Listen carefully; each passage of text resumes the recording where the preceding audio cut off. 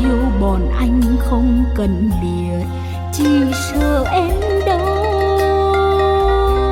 chỉ sợ em đâu nên cuốc chung tay về với bọn anh tắm sông ngàn phố, ăn bưởi sơn bằng các cỏ chăn trâu. Bài toán hôm qua em còn chưa thuộc, gối con theo giờ cơm chiều chưa ăn, gối con theo giờ cơm chiều chưa ăn.